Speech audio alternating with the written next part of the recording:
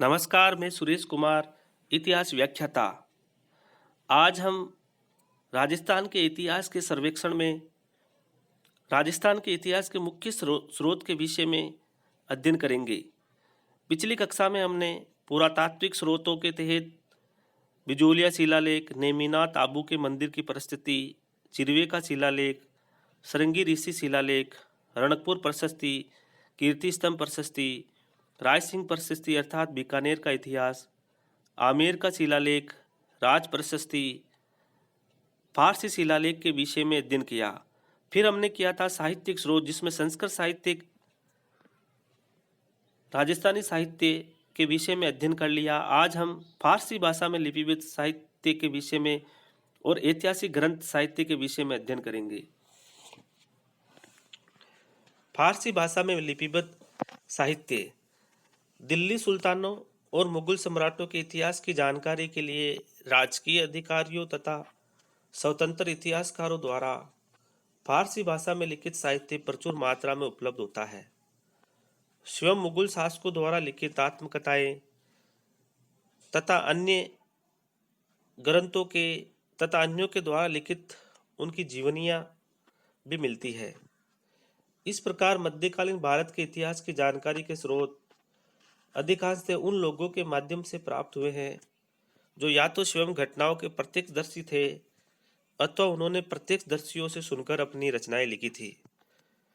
परंतु चूंकि उन सभी का मुख्य ध्येय दिल्ली के शासकों की उपलब्धियों का उल्लेख करना रहा था, अतः उनसे राजस्थान के इतिहास के बारे में विस्तृत जानकारी की अपेक्षा रखना उचित नहीं होगा।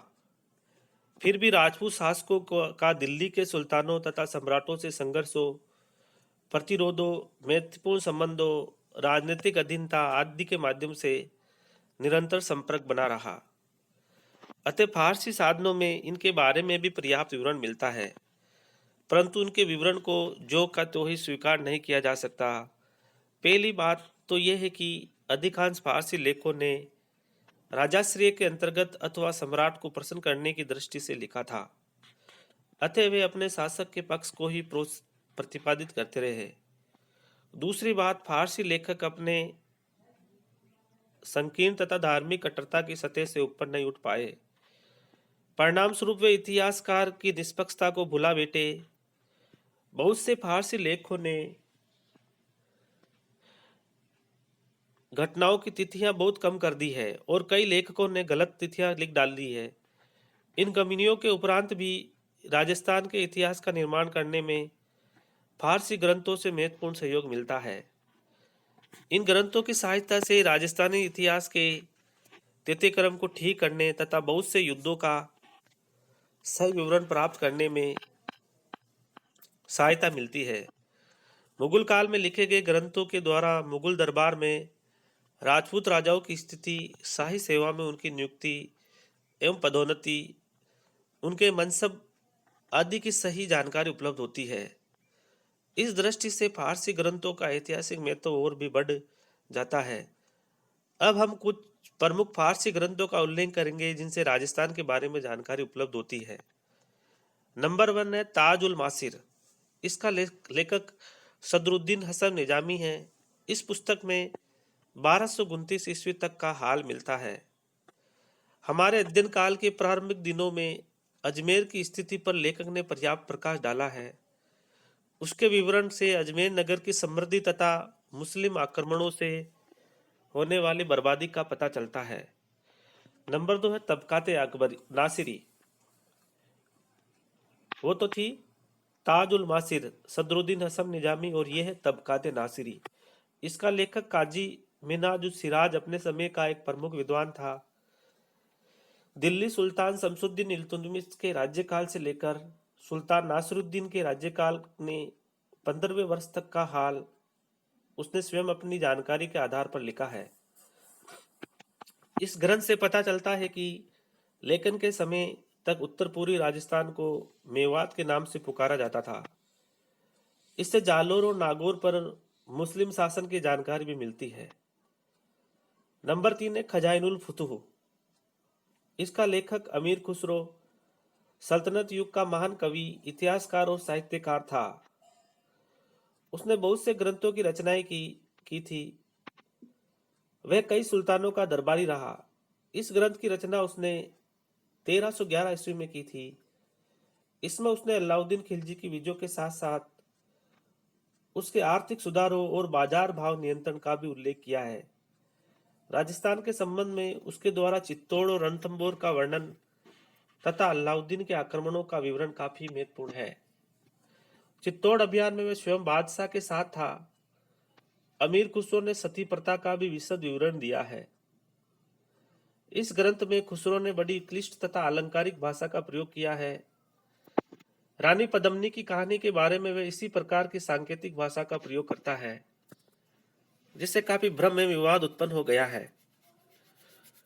खुसरो की दो अन्य रचनाओं गुरात उल कमाल तथा देवल रानी से हमें रणथंभौर के बारे में जानकारी मिलती है।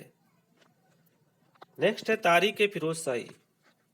इसका लेखक जियाउद्दीन बर्नी है, जो अपने युग का प्रतिभा संपन्न इतिहासकार था और जिसने दिल्ली के कई सुल्तानों की सेवा की थी।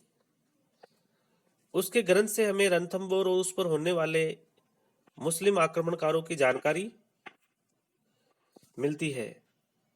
नंबर 5 है तारीख ए मुबारक शाही। इसका लेखक याहिया बिन अहमद अब्दुल शाह सर हिंदी है। तुगलक काल के इतिहास की जानकारी का मुख्य स्रोत है। इस ग्रंथ से हमें मुबारक शाह खिलजी द्वारा मेवात क्षेत्र में बहादुर नासिर के विरुद्ध किए गए अभियान की जानकारी मिलती है। चंबल क्षेत्र के बहुत से मार्गों की जानकारी भी प्राप्त होती है। नंबर 6 है तुजु के बाबरी। मुगल सम्राट बाबर द्वारा लिखित स्वयं की आत्मकथा को बाबरनामा के नाम से भी पुकारा जाता है। बाबर ने अपनी आत्मकथा तुर्की भाषा में लिखी। बाबरनामा को प्रामाणिक ऐतिहासिक स्रोत माना जाता है, परंतु राजस्थान के इतिहास के संबंध में इससे कुछ भ्रांतियां पैदा हो गई है। उदाहरणार्थ बाबरनामा में लिखा है कि उसे राणा सांगा ने भारत पर आक्रमण करने के लिए निमंत्रित किया था। इस प्रश्न पर आज भी विवाद बना हुआ है। पानीपत युद्ध के बाद खानवा युद्ध की तक की विस्तृत जानकारी इसी ग्रंथ से मिलती है। बाबर ने अपने अभियान के मार्ग में पड़ने वाले स्थानों का उल्लेख किया है। उसके विवरण के आधार पर तत्कालीन मेवाड़ तथा मेवाड़ की सीमाओं को निर्धारित करने में मदद मिलती है। बाबर ने उत्तर पूर्वी राजस्थान की जलवायु, वर्षा, रेगिस्तान, सिंचाई के साधन इत्यादि का भी विस्तृत विवरण किया है। नेक्स्ट है हुमायूंनामा। इस ग्रंथ की लेखक गुलबदन बेगम थी। इससे हुमायूं के मारवाड़ और मेवाड़ के शासकों के साथ संबंधों की जानकारी मिलती है। शेरशाह के हाथों पराजित होने के बाद हुमायूं मारवाड़ के शासक मालदेव से मिलने कब और किस मार्ग से गया, वापिस क्यों लौट गया, इत्यादि घटनाओं के बारे में महत्वपूर्ण जानकारी मिलती है। इसके अलावा गुलबदन ने राजस्थान के रेगिस्तानी क्षेत्र और यहाँ के जलवायु का भी विस्तृत विवरण दिया है। नंबर 8 है तज़किरात उल वाक़ियात। इसका लेखक जोहर आफ्ताब जी था। तज़किरात उल वाक़ियात, इसका लेखक जोहर आफ्ताब जी था। यह ग्रंथ भी हुमायूं की जीवनी है। लेखक ने मारवाड़, बीकानेर और जैसलमेर के मरु क्षेत्र की कठिनाइयों का विस्तार से उल्लेख किया है। इस ग्रंथ से भी हुमायूं द्वारा मालदीव से मिलने जाने के लिए अपनाए गए मार्गों का उल्लेख किया गया है। अकबरनामा। इसका लेखक अकबर द्वारा अकबर का प्रमुख दरबारी और अधिकारी अबुल फजल था। लेखक ने मेवाड़, कोटा, मेवात, भरतपुर और जयपुर के आसपास के क्षेत्रों की विस्तृत भौगोलिक जानकारी दी है। उसने राजस्थान की प्रमुख फसलों का भी उल्लेख किया है। लेखक के अनुसार मेवाड़ के शासकों की स्वतंत्रता का मुख्य कारण उसकी भौगोलिक एवं प्राकृतिक स्थिति थी। इस ग्रंथ से अजमेर में अकबर द्वारा करवाए गए निर्माण कार्यों की जानकारी भी मिलती है।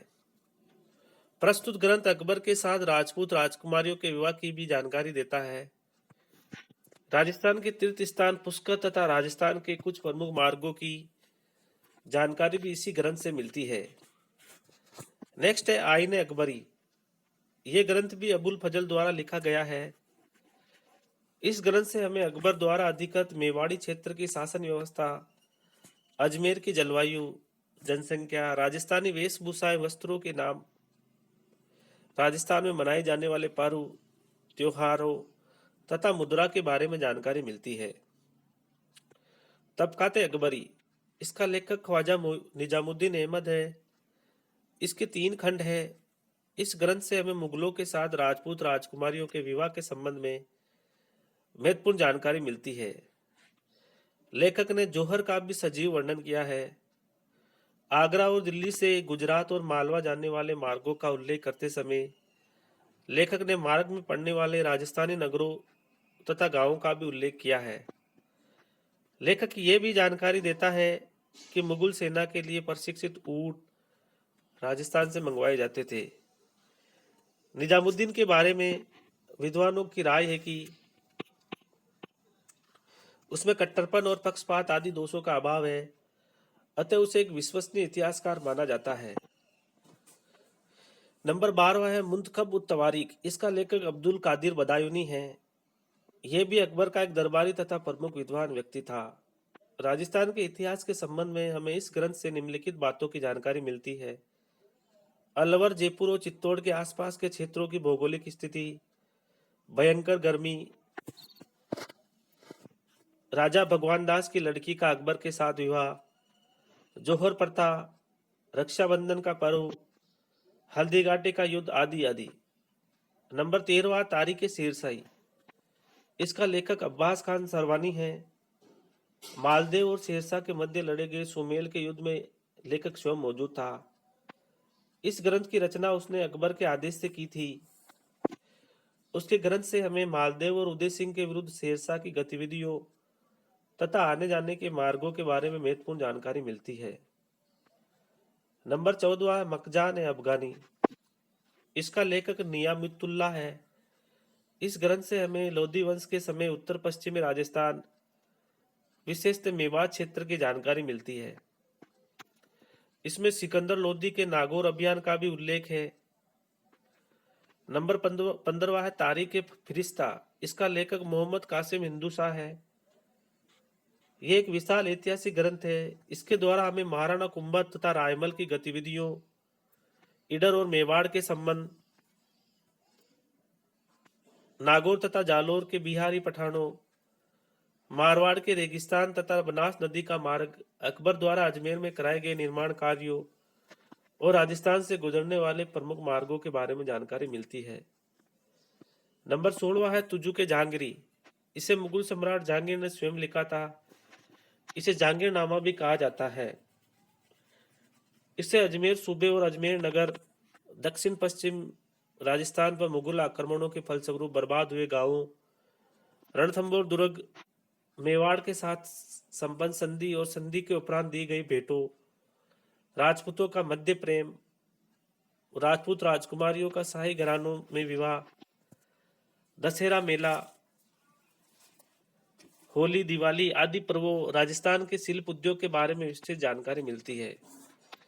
जहांगीर ने भगवान दास की जगह भगवान दास लिखकर आधुनिक इतिहासकारों को उलझन में डाल दिया है और आमेर के इतिहास में मानसिंह का सही परिचय देने में काफी विवाद हो गया। नंबर 17 है इकबालनामा। इसका लेखक मोतमीद खां है। उसने अपने अनुभव से राजपूतों का चरित्र चित्रण किया है जो काफी आकर्षक है। शहजादे खुर्रम द्वारा मेवाड़ में की गई हत्याएं तथा मेवाड़ की आर्थिक बर्बादी का विवरण भी महत्वपूर्ण है। मोतमिद खां ने भी राजस्थान के प्रमुख मार्गों की विस्तृत जानकारी देता है।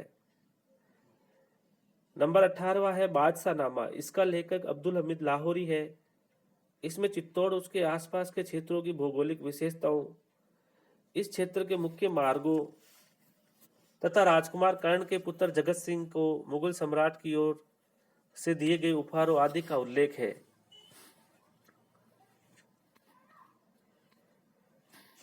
नंबर 19वां है शाहजहांनामा। इसका लेखक इनायत खां है। इस ग्रंथ से पता चलता है कि मुगलों के साथ संधि कर लेने के बाद जब मेवाड़ के राणा ने संधि के विरुद्ध चित्तौड़ दुर्ग की मरम्मत करवा ली तो मुगल सेना को उसे तोड़कर नष्ट कर देने के लिए भेजा गया। इस संबंध में मुगल सेना द्वारा गांवों की बर्बादी का भी उल्लेख है। नंबर 20 है मासिर ए आलमगिरी। मोहम्मद साकी मुस्तैद खां द्वारा लिखित इस ग्रंथ से हमें अजमेर का मुगलों द्वारा बर्बाद किए गए राजस्थानी गांवों, मुगलों द्वारा प्रयोग में लिए जाने वाले वस्त्र जैसे धोती, दुपट्टा, फेंटा आदि मुद्रा, निर्धन लोगों का खाना जैसे खिचड़ी, उस युग का धातु उद्योग, राजस्थान से गुजरने वाले प्रमुख मार्ग, मुख्य नगर आदि के बारे में विस्तृत जानकारी मिलती है। औरंगजेब के समय में किए गए अभियानों की भी जानकारी मिलती है। नेक्स्ट है 21वां मुंतखब उल लवाब। इसका लेखक मोहम्मद हासिम खाफिका के नाम से विख्यात है। इस ग्रंथ में 17वीं सदी के राजस्थान की राजनीतिक, सामाजिक एवं आर्थिक स्थिति के बारे में भी जानकारी मिलती है। उपयुक्त ग्रंथों के अलावा फारसी भाषा में सैकड़ों ग्रंथ लिखे गए हैं, जिससे राजस्थान के इतिहास के बारे में थोड़ी बहुत जानकारी मिलती है। ऐसे ग्रंथों में सुजान राय खत्री का खुलासत उत तवारीख, ईश्वरदास नागर का फतुहात आलमगिरी, भीमसेन बुरहानपुरी का नुस्खा है दिलकुश, शिवदास का मुनव्वर कलाम आदि मुख्य है। इसी प्रकार राजस्थान के लेखकों ने भी फारसी उर्दू में राजस्थान का संलग्न इतिहास लिखा है। इस प्रकार के ग्रंथों में मुंशी ज्वाला सहाय द्वारा लिखित वाकिया है राजपुताना, कालीराम कायस्थ का तारीख ए राजस्थान तथा मोहम्मद अबेदुल्लाह फरहती का तारीख फुतूह ए राजस्थान अधिक प्रसिद्ध है। आधुनिक ऐतिहासिक ग्रंथ, साहित्यकार एवं इतिहासकार। अब आधुनिक राजस्थान के कौन से इतिहासकार थे जिन्होंने राजस्थान के इतिहास लिखने में महत्वपूर्ण भूमिका निभाई, उसके विषय में अध्ययन करेंगे। जिनमें सर्वप्रथम है राजस्थान के इतिहास के पितामह colonel James Tod. Colonel Tod का जन्म 20 मार्च 1782 ईस्वी को इंग्लैंड के इस्लिंगटन नामक स्थान पर हुआ। 1798 ईस्वी में टॉड ने एक सैनिक रंगरूट के रूप में ईस्ट इंडिया कंपनी की सेवा में प्रवेश किया। 1801 ईस्वी में उसे दिल्ली के पास पुरानी नहर की पैमाइश करने का काम सौंपा गया। 1805 ईस्वी में उसे दौलत राव सिंधिया के दरबार में नियुक्त अंग्रेज सैनिक टुकड़ी में नियुक्त किया गया। 1817 से 1822 ईस्वी के मध्य टॉड को पश्चिमी राजपूत राज्यों में ईस्ट इंडिया कंपनी के पॉलिटिकल एजेंट के पद पर काम करने का अवसर मिला। इस अवधि में टॉड ने राजपूत राज्यों के इतिहास से संबंधित सामग्री को जुटाने का पूरा प्रयास किया। उसे राजपूत जाति एवं शासकों में इतना अधिक लगाव हो गया था कि उसके अधिकारियों को कंपनी के प्रति उसकी स्वामी भक्ति के बारे में संदेह उत्पन्न हो गया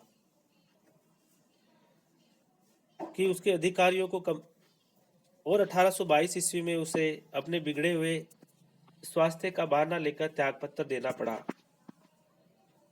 कंपनी की सेवा से अवकाश प्राप्त करने के बाद कर्नल टॉड इंग्लैंड चला गया और वहीं पर उसने अपने द्वारा एकत्रित ऐतिहासिक सामग्री की साहित्यिक कृति के रूप में प्रकाशित करने का निश्चय किया। उसके द्वारा उसका सुप्रसिद्ध ग्रंथ एनल्स का प्रथम भाग 1829 ईस्वी में और दूसरा खंड 1832 ईस्वी में प्रकाशित हुआ। पश्चिमी भारत की यात्रा नामक ग्रंथ उसकी मृत्यु 1835 ईस्वी के बाद 1839 ईस्वी में प्रकाशित हुआ। टॉड का एनल्स राजस्थान और राजपूतों के बारे में एक प्रकार का विश्वकोश है। इसमें केवल राजस्थान की ही नहीं अपितु भारतवर्ष के प्राचीन इतिहास की भी बहुत सी ऐतिहासिक सामग्री उपलब्ध होती है, जो यह किसी दूसरे ग्रंथ में नहीं मिलती। एनल्स के प्रथम खंड में राजपुताने की भौगोलिक स्थिति, राजपूतों की वंशावली, तत्कालीन सामंत व्यवस्था और वीर भूमि मेवाड़ का इतिहास है। दूसरे खंड में मारवाड़, बीकानेर, जैसलमेर, आमेर और हाडोती के राज्य का इतिहास है। पश्चिमी भारत की यात्रा ग्रंथ में टॉड ने इन क्षेत्रों का भ्रमण करते समय व्यक्तिगत अनुभवों के साथ साथ राजपूती समाज में प्रचलित परंपराओं, अंधविश्वासों, आदिवासियों के जीवन मंदिर, मूर्तियों, पंडे पुजारियों, घुमक्कड़ जातियों, अनिलवाड़ा का इतिहास, अहमदाबाद तथा बड़ौदा के इतिहास के बारे में लिखा है। एक विदेशी होते हुए उसने राजपूत समाज में नीति नियम, शासन व्यवस्था, रीति रिवाज आदि के बारे में विस्तृत जानकारी प्राप्त की थी, जिससे उसकी महान प्रतिभा का पता चलता है। टोड के एनल्स के प्रकाशन में कि पूर्व यूरोप वासियों की राजपूत जाति के बारे में ने तो विशेष जानकारी थी और न ही रुचि। एनल्स ने उन लोगों को राजपूतों के प्रति आकर्षित किया। टोड की इस मान्यता ने कि राजस्थान में कोई छोटा सा राज्य भी ऐसा नहीं है जिसमें थर्मोपली जैसी रणभूमि न हो, और शायद ही कोई ऐसा नगर मिले जहां लियोनिडास जैसा वीर पुरुष पैदा न हुआ हो। यूरोप वासियों को आश्चर्यचकित कर दिया।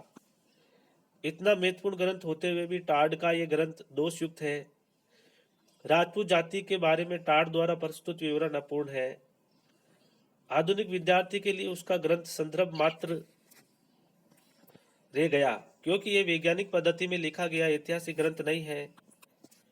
आधुनिक काल में प्रशस्तियां, साहित्य ग्रंथों, मुद्राओं, प्राचीन लेखों तथा भग्नावशेषों के आधार पर जो अन्वेषण हुए हैं, उन्होंने ऐतिहासिक घटनाओं पर नूतन प्रकाश डाला है और कई अशुद्धियों के निराकरण में हमें उनसे सहायता प्राप्त हुई है। एनल्स की इस कमी का एक कारण तो ये रहा कि टाड को आज जितनी सामग्री उपलब्ध नहीं हो पाई। दूसरा यह है कि टाड स्वयं संस्कृत, प्राकृत, अरबी, फारसी आदि भाषाओं का जानकार नहीं था और इन भाषाओं में उपलब्ध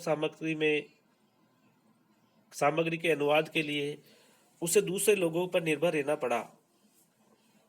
अनुवादकों द्वारा जाने अनजाने में की गई भूलों को टाड द्वारा दूर नहीं कर पाया।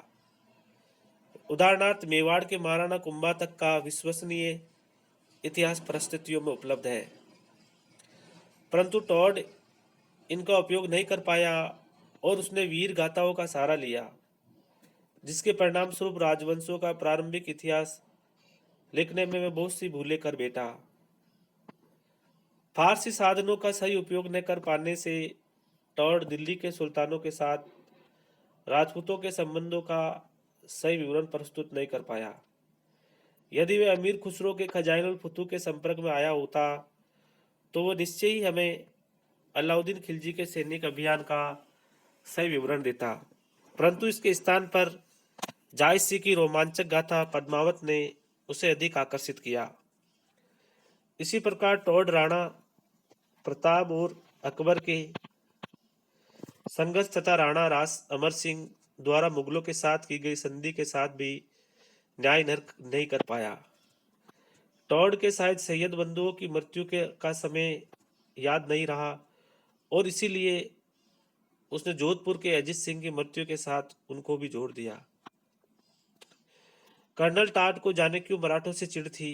राजस्थान में मराठा अभियानों के विवरण को उसने जिस ढंग से प्रस्तुत किया है वह अतिशयोक्तिपूर्ण है। इसी प्रकार कर्नल टॉड ने राजपूत राज्यों और ईस्ट इंडिया कंपनी के मध्य होने वाले राजनीतिक आदान प्रदान का विस्तार से वर्णन नहीं किया है, जबकि उसे इसके बारे में पर्याप्त जानकारी थी और विभागीय कागजात भी उसकी पहुंच के अंतर्गत थे। यदि वह चाहता तो राजपूत राज्यों पर ब्रिटिश प्रभुसत्ता की स्थापना के बारे में विस्तृत प्रामाणिक जानकारी दे सकता था। नेक्स्ट है सूर्यमल मिश्रण।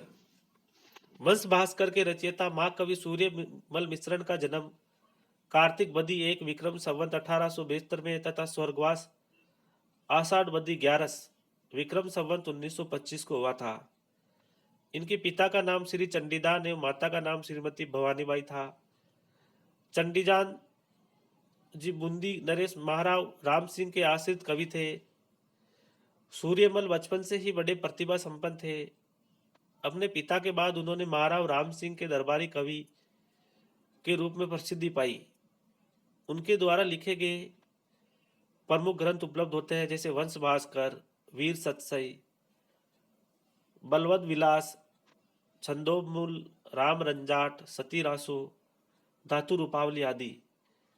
महाराव की आज्ञा अनुसार विक्रम संवत 1897 से वंश भास्कर लिखना शुरू किया, परंतु कुछ वर्षों बाद महाराव से अनबन हो जाने पर विक्रम संवत 1913 में लिखना बंद कर दिया। उसके दत्तक पुत्र मुरारीदान ने इस ग्रंथ को पूरा किया। मूल ग्रंथ प्राय 2500 पृष्ठों का है। इसकी भाषा ने तो शुद्ध रूप से डिंगल है और ने शुद्ध रूप से पिंगल। संस्कृत, प्राकृत, पाली, अपभ्रंश के साथ साथ अरबी व फारसी के शब्दों का भी प्रयोग हुआ है। वंश भास्कर में वर्णित इतिहास का क्षेत्र बड़ा लंबा चौड़ा है।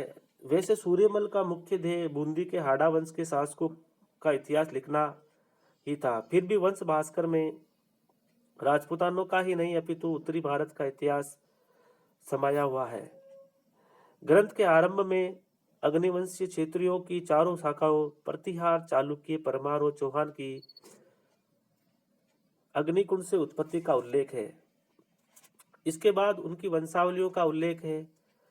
इस संबंध में विभिन्न शासकों द्वारा स्थापित नए राज्यों तथा उनके द्वारा लड़े गए युद्धों एवं प्राप्त विजयों का विस्तार से उल्लेख किया गया है।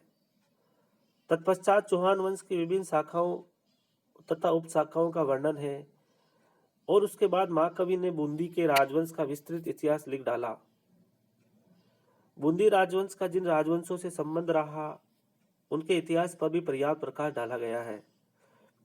इससे बूंदी राज्य के अन्य राज्य के साथ पारस्परिक संबंधों का अध्ययन करने में महत्वपूर्ण सहायता मिलती है। वंश भास्कर की रचना के लिए महाकवि ने उस समय उपलब्ध ऐतिहासिक साधनों का पूरा उपयोग किया।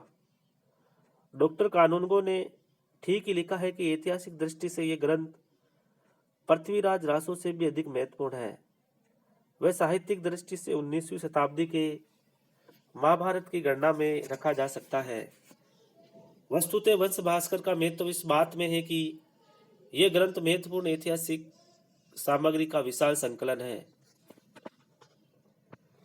राजनीतिक इतिहास के साथ साथ वंश भास्कर का महत्व सामाजिक और सांस्कृतिक इतिहास जानने के रूप में भी है। इसमें मध्यकालीन छात्र जीवन का लेखा जोखा प्रस्तुत किया गया है। धार्मिक विश्वास, सामाजिक रीति रिवाज, मनोरंजन के साधनों, उत्सव व त्योहारों, मंदिर और मूर्तियों के विध्वंस का, हिंदुओं द्वारा किए गए धर्म परिवर्तन, तत्कालीन सैन्य सज्जा व अभियान नीति का विस्तृत वर्णन इस ग्रंथ में किया गया है। ऐतिहासिक शोध की दृष्टि से वंश भास्कर का चाहे जो स्थान निर्धारित किया जाए, इसमें कोई संदेह नहीं कि सूर्यमल मिश्रण को राजपूतों के इतिहास और संस्कृति की विस्तृत जानकारी थी। वह उनकी परंपराओं, मान्यताओं, आदर्शों और चारित्रिक तथा राजनीतिक कमजोरियों से पूरी तरह से परिचित था और आधुनिक युग में बदलती हुई परिस्थितियों में उनकी स्थिति से भी सुपरिचित था। इस दृष्टि से वंश भास्कर का ऐतिहासिक महत्व निश्चय ही बढ़ जाता है। नेक्स्ट है कविराजा सामलदास। महामोपाध्याय कविराजा सामलदास का जन्म मेवाड़ के छालीवाड़ा गांव में 1838 ईस्वी में और स्वर्गवास 1893 ईस्वी में हुआ। उन्हें मेवाड़ के तत्कालीन महाराणा शंभू सिंह ने उदयपुर का इतिहास लिखने को कहा और इसके लिए एक पृथक विभाग की स्थापना की गई, जिसमें श्यामल दास जी के अलावा मौलवी अब्दुल गन्नी खां और बाबू राम प्रसाद जी की भी नियुक्त किया गया था। इस विभाग ने ऐतिहासिक सामग्री जैसे शिलालेख, दान पत्रों, सिक्कों, फरमानों तथा राजकीय पत्र व्यवहार आदि को एकत्रित किया और इस सामग्री के आधार पर श्यामलदास ने 1871 ईस्वी में वीर विनोद लिखना प्रारंभ किया, जो शायद 1892 ईस्वी के आसपास छपकर तैयार हुआ। अर्थात इस ग्रंथ की रचना में लगभग 21 वर्ष लगे और मेवाड़ राज्य ने इस पर 1 लाख रुपए से भी अधिक व्यय किया। 4 खंडों में उपलब्ध वीर विनोद 2259 पृष्ठों का विशाल ग्रंथ है। महाराणा शंभू सिंह और उसके उत्तराधिकारी महाराणा सज्जन सिंह ने वीर विनोद की रचना में पूरा सहयोग किया, परंतु सज्जन सिंह के उत्तराधिकारी महाराणा फतेह सिंह ने किसी कारणवश इस ग्रंथ के प्रचलन पर रोक लगा दी थी। वीर विनोद मुख्य रूप से उदयपुर राज्य का इतिहास है, परंतु प्रसंगवश इसमें उन सभी राज्यों का इतिहास भी दिया गया है जिनका उदयपुर राज्य के साथ किसी न किसी रूप में संबंध रहा था। इस प्रकार ये ग्रंथ एक प्रकार से संपूर्ण राजस्थान का इतिहास है। राजनीतिक घटनाओं के साथ साथ लेखक ने सामाजिक, आर्थिक तथा धार्मिक अवस्था का भी विशद वर्णन किया है। भारत की ब्रिटिश सरकार ने श्यामलदास को केसर हिंद की उपाधि से सम्मानित किया और महाराणा ने उनको कविराजा की उपाधि से विभूषित किया। इसके बाद उन्हें महामहोपाध्याय की उपाधि से विभूषित किया गया। इसमें कोई संदेह नहीं कि वीर विनोद राजस्थान के इतिहास की जानकारी के लिए एक अनमोल ग्रंथ है, परंतु इसकी प्रामाणिकता के बारे में संदेह व्यक्त किया जाता है, क्योंकि श्यामलदास ने उन स्रोतों का वर्णन नहीं किया है जिन स्थानों या व्यक्तियों से उसने सामग्री एकत्रित की थी। इसके अलावा उन्होंने राजकीय संरक्षण में इस ग्रंथ की रचना की, इसलिए वे पूरी तरह से विशुद्ध इतिहास का निर्माण नहीं कर पाए। मराठों और अंग्रेजों के साथ साथ राजपूत राज्यों के संबंधों का वर्णन एक पक्षीय ही कहा जा सकता है। नेक्स्ट है गौरीशंकर हीराचंद ओझा। राजस्थान के सुप्रसिद्ध आधुनिक इतिहासकार का जन्म सिरोही राज्य के रोहिड़ा नामक ग्राम में 1863 ईस्वी में हुआ था। अपने पिता के पास सिरोही में रहते हुए ओझा जी ने प्राथमिक शिक्षा प्राप्त की। इसके बाद वे अपने बड़े भाई के पास बंबई चले गए और मिडिल तथा हाई स्कूल की परीक्षा पास की। बंबई से वापस आकर वे उदयपुर में बस गए, जहां तत्कालीन रेजिडेंट ने उन्हें सरकारी नौकरी में रख लिया था। ओझा जी का उदयपुर में एक संग्रहालय के निर्माण का काम सौंपा गया। ओझा जी ने 20 वर्ष तक उदयपुर में नौकरी की। जिसके बाद वे अजमेर में नियुक्त राजस्थान के रेजिडेंट कर्नल अर्शकिन के संपर्क में आए। अर्शकिन ने ओझा जी को अंग्रेजी सरकार की नौकरी देकर अजमेर बुला लिया। 1908 ईस्वी में उन्हें राजस्थान म्यूजियम का क्यूरेटर अध्यक्ष बना दिया गया। ओझा जी ने इस पद पर 30 वर्ष तक कार्य किया था। 1911 में सर्वप्रथम उनका सिरोही राज्य का इतिहास प्रकाशित हुआ। इसके बाद उदयपुर, डूंगरपुर, बांसवाड़ा तथा प्रतापगढ़ के गुहिल सिसोदिया राज्यों का इतिहास लिखा। इसके बाद ओझा जी ने बीकानेर राज्य का इतिहास लिखा।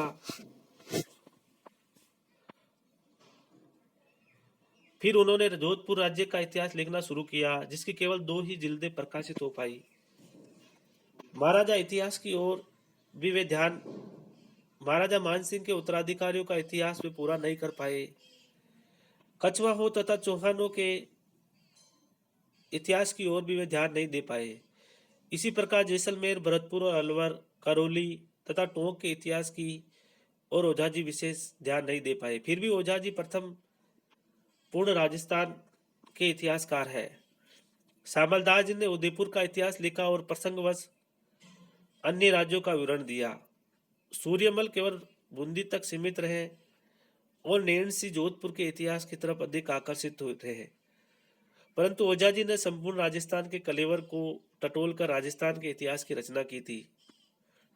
ओझा जी सुप्रसिद्ध पुरातत्ववेत्ता थे। उन्हें लिपिमाला तथा स्थापत्य कला की विशेष जानकारी थी, इसीलिए उन्होंने शिलालेखों को विशेष महत्व दिया और अपनी रचनाओं में उनका काफी उपयोग भी किया। उन्होंने स्वयं घूम घूम कर तथा अन्य लोगों की सहायता से ऐतिहासिक सामग्री एकत्र करने में काफी परिश्रम किया। राजस्थान के इतिहासकार के रूप में उनकी ख्याति अमर रहेगी और शोधकर्ताओं को उनकी कृतियों से प्रेरणा मिलती रहेगी। नेक्स्ट है मुंशी देवी प्रसाद। मुंशी देवी प्रसाद का जन्म 1847 ईस्वी में जयपुर राज्य में हुआ था। उनके पिता का नाम नत्थनलाल था, जिनसे उन्होंने उर्दू, फारसी और अरबी भाषाएं सीखी तथा अपनी माता से हिंदू भाषा सीखी। 16 वर्ष की आयु में ही वे टोंक राज्य की सेवा में नियुक्त हो गए। 1879 ईस्वी में जोधपुर राज्य की सेवा में चले आए, जहां उन्होंने काफी उन्नति की। मुंशी देवी प्रसाद ने कई फारसी ग्रंथों का हिंदी भाषा में अनुवाद किया, जिनमें बाबरनामा, हुमायूंनामा, जहांगीरनामा और औरंगजेबनामा आदि प्रमुख है। हिंदी भाषा में उन्होंने स्वतंत्र रूप से जोधपुर नरेश जसवंत सिंह की जीवनी, उदयपुर तथा जयपुर के शासकों की जीवनी, मारवाड़ की जातियों और उपजातियों का वृत्तांत आदि लिखा। उनके द्वारा रचित 54 राजस्थान आधुनिक राजपूत शासकों के चरित्र का विशुद्ध रूप प्रस्तुत करता है। 1923 ईस्वी में उनका स्वर्गवास हो गया। रामनाथ रत्नू रामनाथ रत्नू का जन्म 1860 ईस्वी में सीकर के एक साधारण जागीरदार के परिवार में हुआ था। उनकी प्रारंभिक शिक्षा दिल्ली में और बाद की शिक्षा गवर्नमेंट कॉलेज अजमेर में हुई। बाद में उन्होंने 14 वर्ष तक जयपुर में नोबल स्कूल में प्रधान अध्यापक का काम किया। इस पद पर काम करते हुए रामनाथ रत्नू ने राजस्थान का इतिहास लिखा। जयपुर नरेश माधो सिंह की विशेष कृपा ने देखकर रामनाथ जी जोधपुर राज्य की सेवा में चले गए। वहां से ईडर और फिर किशनगढ़ राज्य की सेवा में रहे। 1910 ईस्वी में उनका स्वर्गवास हो गया। रामनाथ रत्नू द्वारा रचित राजस्थान का इतिहास वंश भास्कर अथवा वीर विनोद की भांति विशाल ने होते हुए भी महत्वपूर्ण ऐतिहासिक कृति है। जगदीश सिंह गहलोत का जन्म 1903 ईस्वी में हुआ था। उन्होंने 3 खंडों में राजस्थान का संपूर्ण इतिहास लिखा। प्रथम खंड 1937 ईस्वी में प्रकाशित हुआ, जिसमें राजस्थान के सभी गुहिल सिसोदिया राज्यों के साथ करौली के यादव तथा जैसलमेर के भाटी राजघराने का भी विवरण है। दूसरा खंड उनकी मृत्यु 1958 के बाद 1960 ईस्वी में प्रकाशित हुआ, जिसमें जयपुर, आमेर के कछवा राज्य तथा जैसलमेर के नरूका राज्य का इतिहास है। स्वर्गीय गहलोत के अधूरे कार्यों को उनके सुपुत्र सुखवीर सिंह गहलोत ने पूरा कर दिया।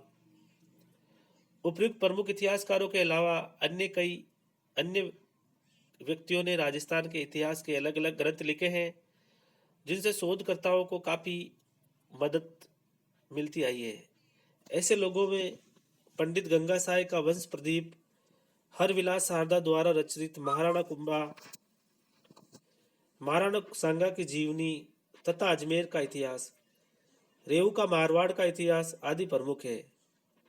इसके बाद के इतिहासकारों में doctor Mathuralal Sharma, doctor Dashrath Sharma, doctor Gopinath Sharma, doctor रघुवीर Singh, doctor Satish Chandra Agarwal, doctor Narayan Singh Bhati, doctor MS Jain, doctor Ram Prasad Vyas आदि विद्वानों ने अपने शोध कार्यों, लेखों तथा ग्रंथों एवं शोधकर्ताओं का मार्ग निर्देशन कर राजस्थान के इतिहास को प्रामाणिक एवं वैज्ञानिक बनाने में महत्वपूर्ण कार्य किया।